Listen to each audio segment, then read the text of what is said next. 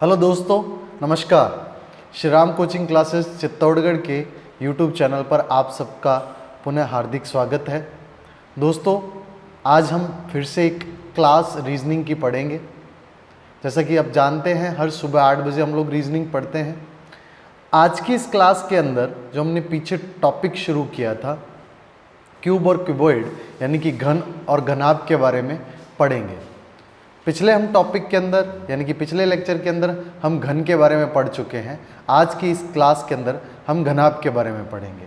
तो आइए ज़्यादा देर न करते हुए शुरू करते हैं आज की ये क्लास। थोड़ा सा जो हमने पहले चीज़ें जो पढ़ रखी हैं उनको थोड़ा रिवाइज करते हुए चलेंगे आगे। तो जैसे कि आप अपनी स्क्रीन पर देख रहे हैं, टॉपिक का नाम है घन और घनाभ। सबसे पहले हम बात करते हैं घन की। तो घन के बारे में मैंने बताया था कि घन एक ऐसी आकृति होती है जिसके अंदर लंबाई, ऊंचाई और चौड़ाई तीनों ही समान होते हैं। लंबाई, चौड़ाई और ऊंचाई तीनों ही क्या होते हैं? समान होते हैं। ऐसा आकृति को घन बोलते हैं। मैंने बच्चों को बताया था, अगर यदि आपको जैसे आपकी स्क्रीन पर आकृति दिख रही है, इस प्रकार की आकृति देखकर आपको पूछे कि इसमें कुल छोटे घनों की संख्या कितनी होगी, तो आप यहाँ पर तरीका क्या इस्तेमाल करेंगे? आपको दिख रहा है यहाँ पे 1, 2, 3, 4, यानी कि यहाँ पर जो यहाँ पर कॉलम है वो कितने हैं? 4। और इसी प्रकार नीचे की तरफ लिखेंगे 1, 2, 3, 4, ये भी 4 हैं। और यहाँ पर भी ये 1, 2, 3, 4, यानी कि ये 4 लंबाई, 4 ऊंचाई और 4 ही चौड़ाई बोल सकते हैं आप। तो इन तीनों ही संख्याओं को, ये जो अंतिम संख्याएं हैं, इनको आप गुणा कर देंगे तो आप बोलेंगे 4 गुणा 4 गुणा 4, यानी कि ये 64 छोटे घनों की कुल संख्या कितनी है? 64। ऐसा तो आप तब बता सकते हैं यदि आपको आकृति दे रखी है। और यदि आपको आकृति नहीं दे रखी, मतलब कि आपकी स्क्रीन पर जो आपको दिख रहा है ये न दे करके आपको एग्जाम्पल के तौर पर ऐसा बोला जाए क्या कि 5 सेंटीमीटर भुजा वाले घन में से 1 सेंटीमीटर भुजा वाले छोटे घन कितने निकाले जा सकते हैं? छोटे घन कितने निकाले जा सकते हैं या कितने बनाए जा सकते हैं?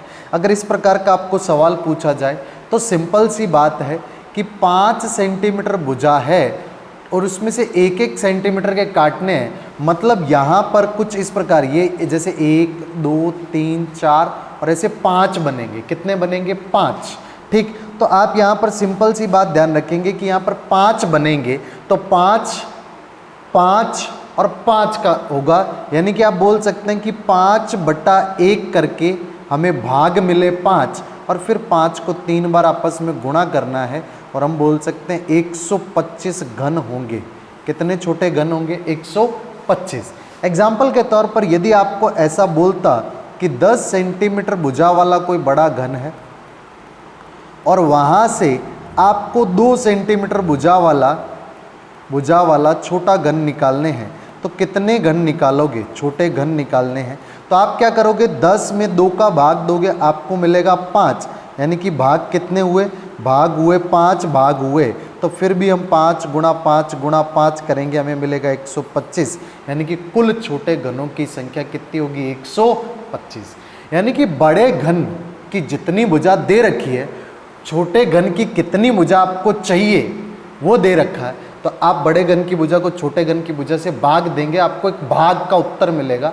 वो जो भाग होगा उसको 3 बार गुणा करना है, वही आपका छोटे घनों की संख्या होगी। एक चीज़ तो मैंने पिछले लेक्चर के अंदर ये समझाई थी। दूसरी यहाँ पर बताई थी कि यहाँ पर यदि आपको C3 के बारे में पूछा जाए, C3 का मतलब यदि किसी बड़े घन की सभी सतहों पर रंग कर दिया जाए और आपको ये पूछा जाए कि इसे छोटे घनों में काट दिया गया, ठीक है, जैसा कि मैं एग्जाम्पल लिख देता हूँ यहाँ पर, ध्यान देना। एग्जाम्पल आपको बोल दिया जैसे कि 4 सेंटीमीटर की कोई भुजा वाला बड़ा घन है, बड़े घन की सभी सतहों पर, क्या है? सभी सतहों पर आपने सभी सतहों पर रंग किया गया है और यदि इसमें से 1 सेंटीमीटर भुजा वाले छोटे घन निकाले जाएं। क्या निकाले जाएं? 1 सेंटीमीटर भुजा वाले छोटे घन निकाले जाएं।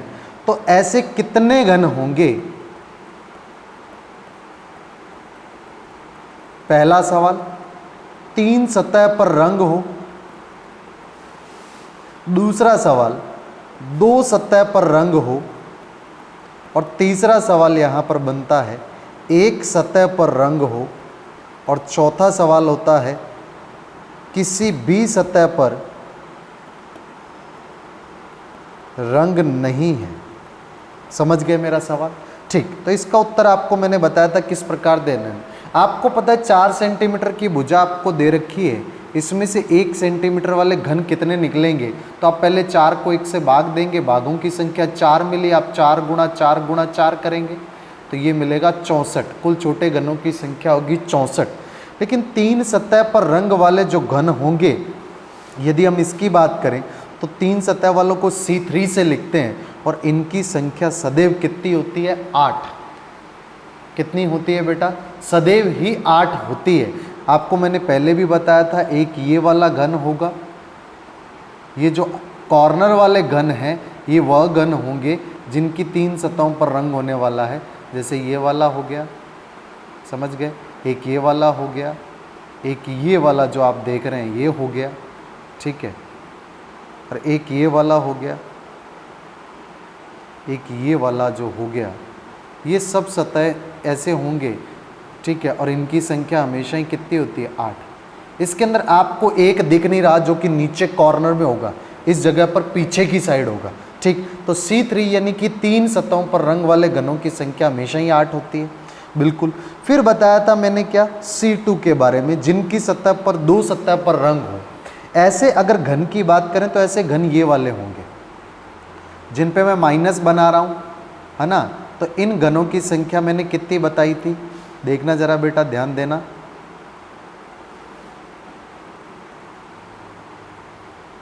गौर से देखना बेटा, बहुत बढ़िया कॉन्सेप्ट है। यहाँ से सवाल आता तो ज़्यादातर बच्चे गलती करते हैं, ठीक है। अगर आपने इसे अच्छे से समझ लिया तो समझ लीजिए कि अगर एग्ज़ाम में आ गया तो आप दूसरे बच्चों को आसानी से लीड कर जाएंगे, उनसे आगे निकल जाएंगे, ठीक है। तो ये सभी जो घन जिन पे मैं माइनस बना रहा हूँ, ये वो घन हैं जिनकी 2 सतहों पर क्या होने वाला है? केवल 2 सतहों पर रंग होगा। कितनी सतहों पर? 2 सतहों पर होने वाला है।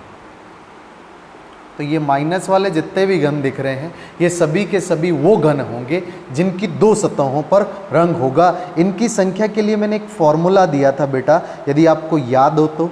फॉर्मूला था n-2 और यहाँ पर गुणा में कितना था? 12। और 12 इसलिए क्योंकि यहाँ पर ये सभी कोरों पर स्थित हैं, इसीलिए हम ऐसा बोल सकते हैं 12 कोरे हैं तो n-2 गुणा 12, ठीक। यहाँ पर n का मतलब भागों की संख्या से है। यहाँ पर भाग कितने आए थे? 4। या फिर ये बोलूँ कि एक ये रहा, दूसरा भाग ये रहा, तीसरा ये रहा और चौथा ये रहा। तो आप देख सकते हैं, क्या बोल सकते हैं कि n का मान यहाँ 4 है, तो ये हो जाएगा 4-2 गुणा 12, जो कि कितना मिलेगा हमें? 24 मिलेगा। एक तरीका तो ये था, और दूसरा तरीका आप थोड़ा गौर से देखें बेटा, समझने का प्रयास करें। बड़ी सिंपल सी चीज़ है एक। देखना, अगर मैं यहाँ से इसको एक बार के लिए काट दूँ ना, ये जो आपको पूरे का पूरा सिस्टम दिख रहा है, ये पूरी एक प्लेट है ना, ऐसी एक प्लेट है। और इसके पीछे ये जो है, ये सेकेंड नंबर की पीछे प्लेट दिख रही है, जहाँ पे ये मैं अभी लाइन खींच रहा हूँ, ये आपकी सेकेंड नंबर की प्लेट, और ऐसी ही थर्ड नंबर की प्लेट, और पीछे भी क्या? 4th नंबर की प्लेट। यानी कि आप बोल सकते हो 4 प्लेट हैं, एक आगे, फिर उसके पीछे, फिर उसके पीछे, फिर उसके पीछे। सामने वाली प्लेट जो दिख रही है आपको, ये वाली, ठीक है, जिसको मैं थोड़ा सा डार्क मार्कर से यहाँ कवर कर रहा हूँ, ये सामने एक प्लेट है, ये वाली पूरी एक प्लेट है। ये 4x4 की प्लेट है, आपको दिख रहा है। इसके पीछे कितनी प्लेट है? एक प्लेट, फिर दूसरी प्लेट, फिर पीछे तीसरी प्लेट और पीछे चौथी प्लेट। तो कुल प्लेटों की संख्या कितनी है? 4 प्लेटों की संख्या। यदि मैं यहाँ पर बात करूँ कि जिनकी 2 सतहों पर रंग होगा वो प्लेटें कौन सी होंगी, तो उनको समझने की कोशिश करना। मैं ब्लैक से कर रहा हूँ, देखना। एक तो ये हो गया, ये वाला, एक ये 2, एक ये वाला हो गया 3, और एक ये वाला 4, एक ये 5, एक ये 6, एक ये, और ये 7 और एक 8। यानी कि पहली सतह पर इनकी संख्या कितनी है? 8। तो मैं बोल सकता हूं कि पहली प्लेट के अंदर, ध्यान देना बेटा, बहुत बढ़िया से बता रहा हूं, 8। पहली प्लेट के अंदर ऐसी संख्या कितनी है? 8, जिनकी 2 सतहों पर रंग है। और यदि मैं लास्ट वाली प्लेट की बात करूं, क्योंकि यहां पर सामने वाली प्लेट पे जितने 8 सतहें होंगी, तो पीछे लास्ट में जो प्लेट होगी उसकी सतहों पर भी कितना होगा? उधर भी 8 होगी। 8 ऐसी क्यूब होंगे, 8 ऐसे घन होंगे जिनकी 2 सतहों पर रंग है, बिल्कुल।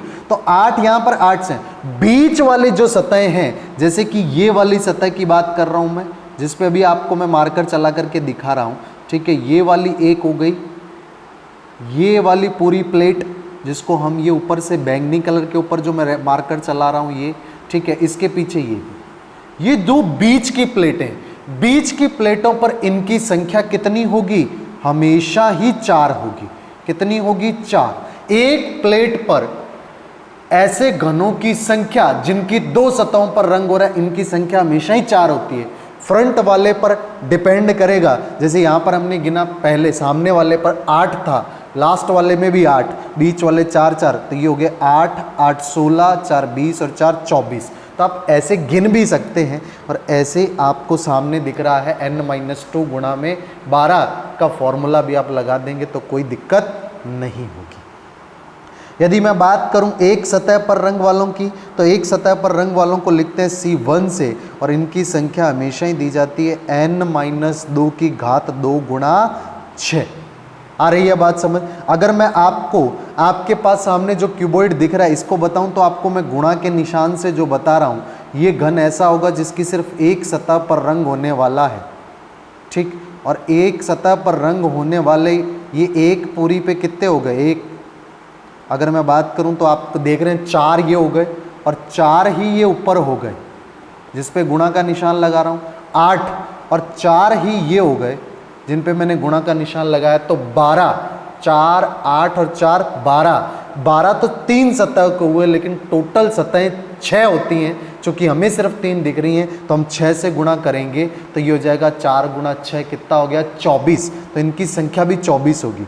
परंतु यदि आप फॉर्मूले से जाएंगे तो ध्यान देना, n का मान हम जानते हैं 4 है, तो 4 - 2 की घात 2 करोगे गुणा 6, तो ये हो गया 4 - 2 2, 2 की घात 2, 4 गुणा 6 कितना आया? 24। तो ऐसे घनों की संख्या n-2 की घात 2 से भी गुणा 6 से भी निकाल सकते हैं।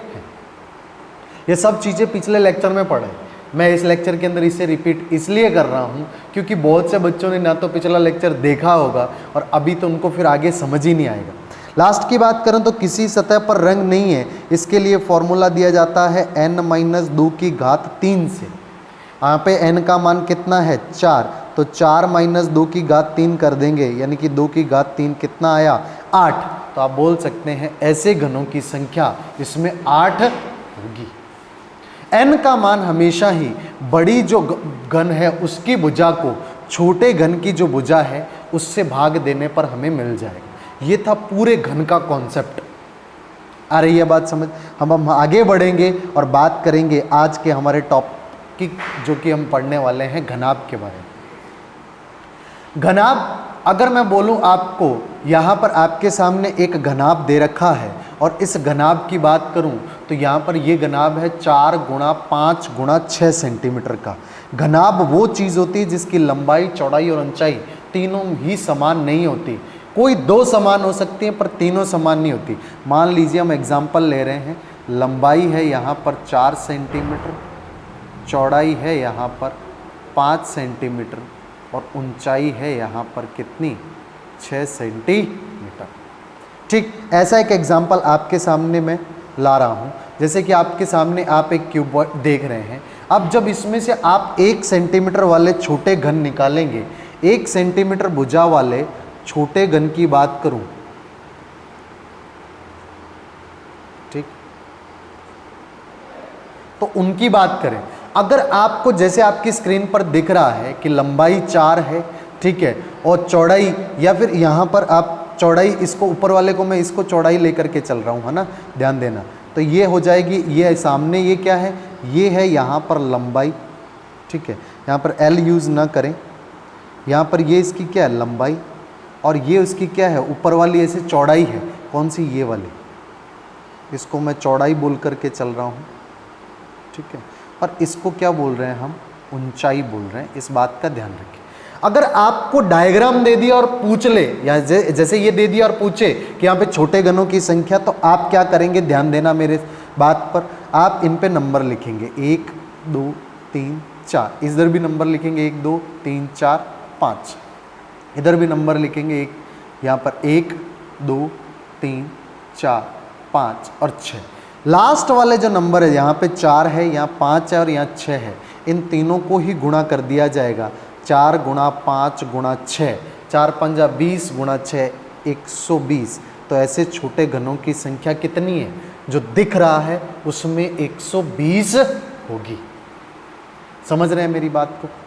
परंतु यदि हमें इस सवाल के अंदर ऐसा न दे करके, मतलब कि ये डायग्राम नहीं दिया गया होता और हमें ये बोलता सवाल, क्या, मैं सवाल लिख रहा हूं, 4 सेंटीमीटर लंबाई, या फिर इसको इस तरह से ना लिख करके ऐसा लिख के देता है, 4 सेंटीमीटर गुणा 5 सेंटीमीटर गुणा 6 सेंटीमीटर आयाम, ठीक है, वाले, या माप वाले बोल सकता है, 4 गुणा 5 गुणा 6 माप वाले बड़े घनाभ को 1 सेंटीमीटर भुजा वाले कितने घन काटे जा सकते हैं, कितने घन काटे जा सकते हैं। तो आप क्या करेंगे, यहां ध्यान रखेंगे कि यहाँ फॉर्मूला आप सिंपल सा इस्तेमाल, 4 सेंटीमीटर 5 सेंटीमीटर और 6 सेंटीमीटर दे रखा है, तो आप इन तीनों को ही आपस में मल्टीप्लाइड कर दो। तो ये 4 पंजा 20 गुणा 6 कितना है, 120। तो आप बोलोगे 120 छोटे घन होंगे। कितने घन होंगे, 120 छोटे घन होंगे। आ रही है मेरी बातें समझ, बिल्कुल। यानी कि अगर आपको डायग्राम दे रखा है तो आप पहले ऐसे नंबर लिख लेंगे, फिर नीचे की ओर नंबर, फिर पीछे की ओर नंबर लिख लेंगे, अंतिम नंबरों को आपस से मल्टीप्लाइड करेंगे और बोलेंगे यही उत्तर होगा।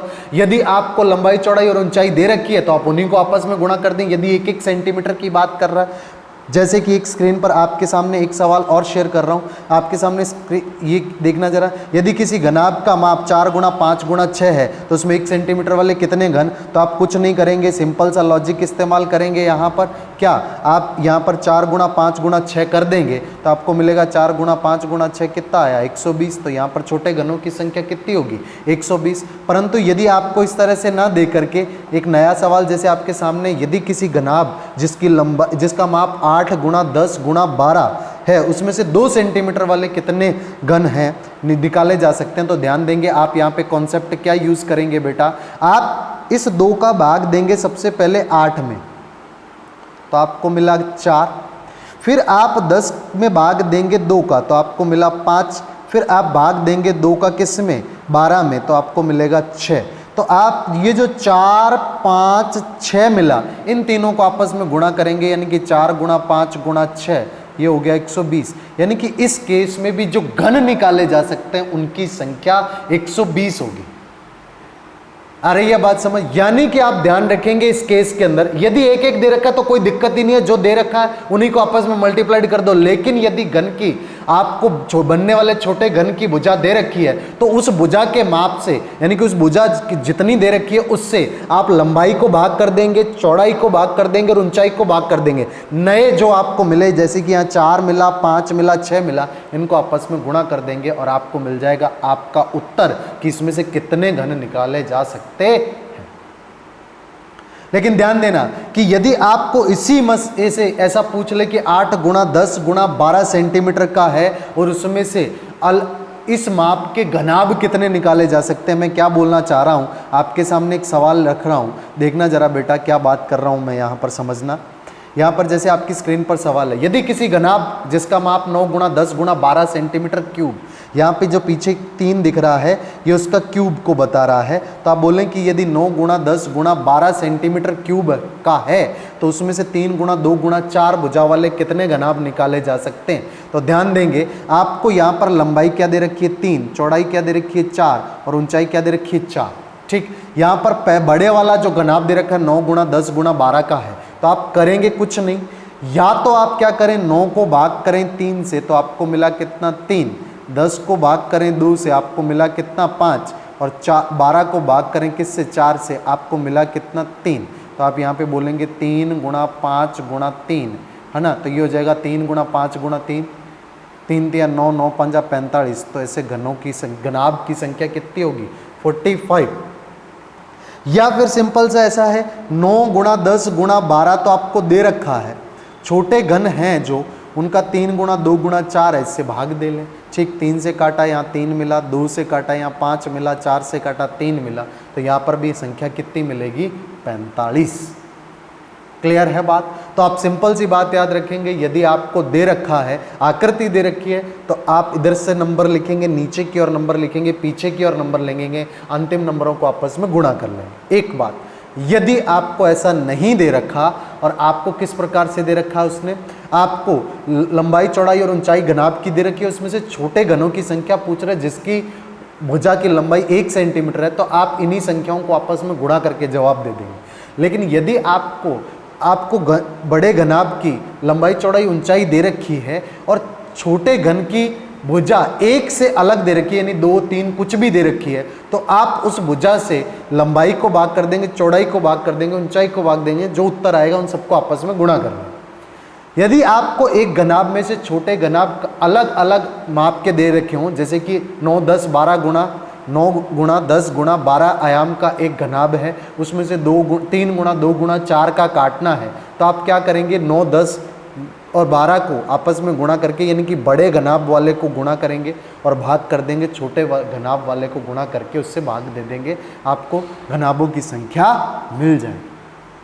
यहाँ तक कोई तकलीफ नहीं होनी चाहिए। आगे बढ़ते हैं और आगे हम देखते हैं इसके अंदर जब सभी सतहों पर रंग कर देता है तो किस प्रकार से सवाल पूछता है और किस प्रकार से यदि सभी सतहों पर रंग कर दिया जाए तो आपको सबसे पहले ये जानना होगा कि यहाँ पर सभी सतहों पर रंग करने पर 3 सतहों पर, जिनकी 3 सतहों पर होगा, ऐसे घनाभ या घनों की संख्या क्या होगी देखना। जैसे आपको ये दे रखा है, आपको मैंने पहले ही बता दिया कि ये कैसा है। यहाँ पर आप देख रहे हैं 1 2 3 4 2 3 4 5, 4 सेंटीमीटर लंबाई थी, 5 सेंटीमीटर चौड़ाई और 1 2 3 4 5 और 6 सेंटीमीटर ऊंचाई वाला एक पूरा घनाभ था। ठीक, इसको हमने काटा है। ठीक है, हम बात कर रहे हैं यहाँ पर कुछ चीज़ों पे लेकर के देखना ज़रा। जैसे अगर आपको ये बोला जाए कि यहाँ पर 3 सतहों पर रंग हो, ऐसे घनों की संख्या कितनी होगी, तो इसके लिए मैंने पहले भी बताया था, हमेशा ही संख्या कितनी होती है 8, क्योंकि 8 कोने होंगे। ठीक है, और जो 8 कोने होंगे ना, उन पे 3 सतहों पर रंग होगा। मैं यहाँ पर रेड मार्कर यूज़ कर रहा हूँ। ठीक है, और जहाँ पर मैं माइनस माइनस माइनस लगा रहा हूँ ये वो होंगे, मैंने पहले भी बता रखे, ये वो कॉर्नर हैं। ठीक है, और ऐसे कॉर्नरों की संख्या, ऐसे कॉर्नरों की संख्या हमेशा ही कितनी होती है बेटा, हमेशा ही 8 होती है। समझ गए बात आप? ठीक, अब बात करते हैं 2 सतहों, और इसे C3 से लिखते हैं, ये आप जानते हैं ऑलरेडी।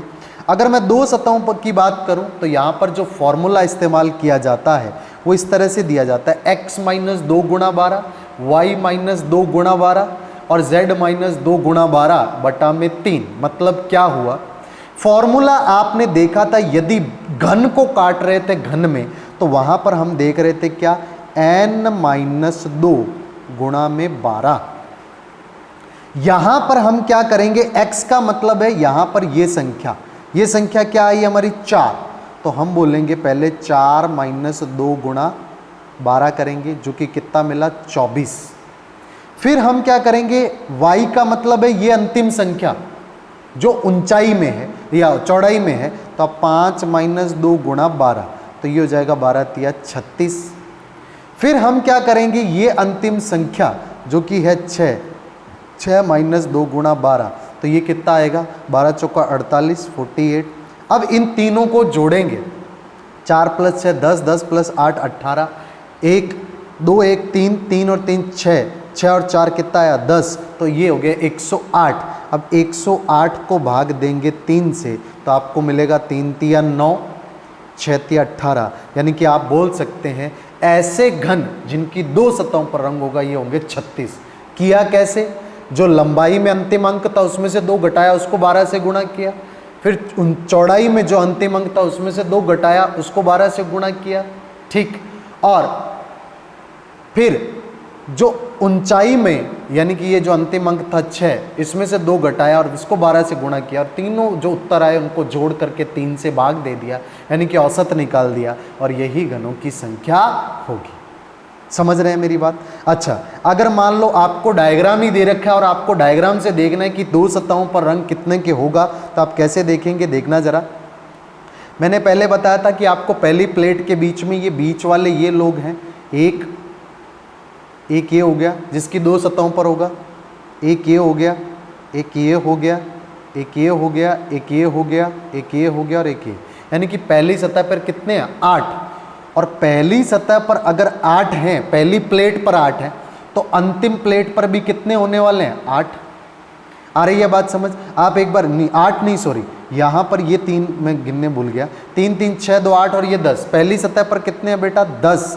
तो अंतिम सतह पर भी कितने होंगे? 10। लेकिन बीच की सतह जो है यहाँ पर देखना, उनके ऊपर कौन से होंगे? तो वहाँ पर एक बात समझना, ये जो बीच वाली प्लेट है, इसकी प्लेट ये वाले पे 2 पे होगा और ये वाले पे 2 पे होगा और ये वाले पे 2 पे होगा और पीछे, यानी कि बीच की सभी इस पे कितना होने वाला है? 4 इस पे, 4 इस पे, 4 इस पे और 4 इस पे। तो यहाँ पे कितना हो गया? 4 4 8 4 12 और 4 16। 16 के अंदर आप 20 जोड़ेंगे तो 16 प्लस 20 कितना आया बेटा? 36। और फॉर्मूले से भी कितना आया था? 36। तो आप ऐसे गिन भी सकते हैं, ज़्यादा सही ये रहेगा कि फॉर्मूले का इस्तेमाल करें, जल्दी से आ जाएगा। कुछ नहीं, लंबाई वाले में से 2 घटा करके 12 से गुणा, चौड़ाई वाले में से 2 घटा करके 12 से गुणा, ऊंचाई वाले में से 2 घटा करके 12 से गुणा, तीनों को जोड़ा, 3 से भाग दिया। यही वो घन होंगे जिन पे 2 सतहों पर रंग होगा। अगर मैं बात करूं 3 सतहों पर की, तो 3 सतहों पर जो रंग होगा उसके लिए फॉर्मूला इस्तेमाल करेंगे क्या? L गुणा B प्लस B गुणा H प्लस L गुणा H, और फिर उसको 2 से गुणा कर दें। अब ये L B H क्या है? ये वही, पहले आपने लंबाई वाले में से 2 घटाया, फिर चौड़ाई वाले में, लंबाई वाले में से 2 घटाएंगे उसे L बोल दिया, चौड़ाई वाले में से 2 घटाया उसे B बोल दिया, ऊंचाई वाले में से 2 घटाया और इसे H बोल दिया। जैसे कि इस सवाल के अंदर देखना, आपको पता है 1 2 3 4 है, 2 3 4 5 है, 1 2 3 4 5 और 6 है, तो लंबाई 4 है, तो L का मान हो जाएगा 4 - 2 यानी कि 2, और B का मान हो जाएगा कितना? 5 - 2 यानी कि कितना? 3, और H का मान हो जाएगा 6 - 2 यानी कि कितना? 4। तो ये 2 गुणा 3 L गुणा B, फिर 3 गुणा 4 B गुणा H, और फिर 2 गुणा 4 8। तो आप बोलेंगे 2 गुणा 3 कितना आया? 6, 3 गुणा 4 कितना आया? 12, फिर 2 गुणा 4 कितना आया? 8। इन सबको जोड़ेंगे, 6 और 12 कितना हो गया? 18, और 8 कितना हो गया? 18 और 8 हो गया 26। और ये जो 26 आया इसको 2 गुणा करना है, तो ये हो जाएगा 26 दूना 52, यानी कि ऐसे घन की संख्या कितनी होगी? 52। समझ गए? ये सिंपल सा फॉर्मूला 2 गुणा L गुणा B, B गुणा H प्लस H गुणा L। अगर आप गणित की दुनिया में बात करें तो आपको पता है कि किसी भी घनाभ का कुल सरफेस एरिया यानी कि कुल पृष्ठीय क्षेत्रफल 2 गुणा L गुणा B, B गुणा H और H गुणा L के योग से दिया जाता है। इस प्रकार से फॉर्मूला होता है। ये फॉर्मूला जो होता है ये यहाँ पर कुल पृष्ठीय क्षेत्रफल का होता है, लेकिन यहाँ पे L B H जो है वो x - 2, y - 2 और z - 2 है। इस बात को खास ख्याल रखेंगे। अगर हम बात करें कि किसी भी सतह पर रंग नहीं होगा, ऐसे घनाभों की संख्या कितनी होगी, तो उसके लिए अगर मैं बात करूं तो जैसे कि आप देख रहे हैं L गुणा B गुणा H और L गुणा B गुणा H आपको पता है। L का मान क्या होगा? x - 2। इस केस में L का मान 4 है, x का मान 4 है, y का मान 5 है और z का मान कितना है? 6। तो 4 - 2 2, और B की बात करूं 5 - 2 3, और z की बात L B और H की बात करूं तो ये हो जाएगा कितना? 6 - 2 यानी कि 4। तो आप 2 गुणा 3 गुणा 4 करेंगे, 4 × 12 गुणा 2 24। तो कुल घनों की संख्या जिनकी किसी भी सतह पर रंग नहीं होगा वो होंगे 24।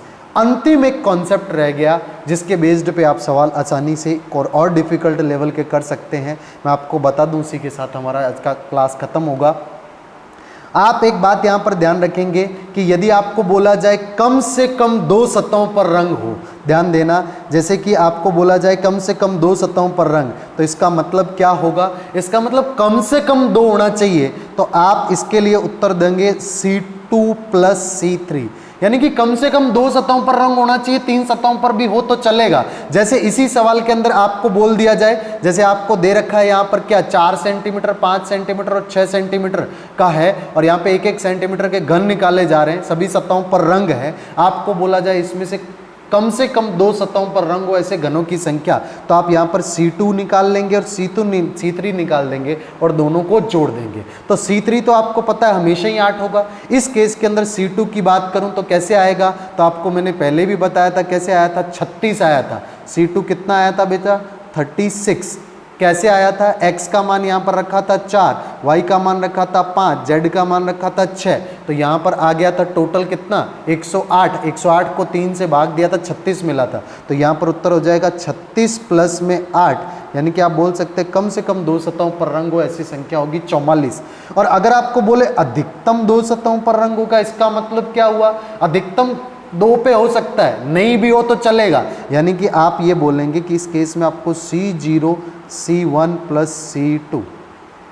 आ रही है बात समझ? C0 का मतलब L गुणा B गुणा H होगा, जो कि यहाँ पे L कितना होने वाला है? 4 में से 2 घटाया 2 आएगा, B 5 में से 2 घटाया 3 B, और H होगा 6 में से 2 घटाया 4, तो ये होगा बेटा 24। तो आप जोड़ेंगे 24 प्लस, और अगर मैं C1 की बात करूं तो C1 कितना आने वाला है? तो ये आपको पता 2 गुणा L गुणा B गुणा H, यानी कि 2 गुणा L गुणा B, 2 गुणा 3 कितना? 6 प्लस 3 गुणा 4 12, 12 और फिर 4 दूना 2 कितना हुआ? 8, 26 दूना 52, यानी कि आप बोल सकते हैं यहाँ पर 26 दूना 52 52 होंगे, तो आप 52। और C2 की अगर मैं बात करूँ तो C2 आपको पता 36। इन तीनों को आप जोड़ेंगे, 4 2 6 6 12 1 3 1 4 4 5 9 और 2 11, यानी कि ऐसे घनों की संख्या जिनकी अधिकतम 2 सतहों पर रंग होगा, इनकी संख्या 112 होगी। बस याद इतना रखना है, अधिकतम की बात कर रहा है, इसका मतलब उसके कम वाले भी हमें गिनने हैं, और अगर वो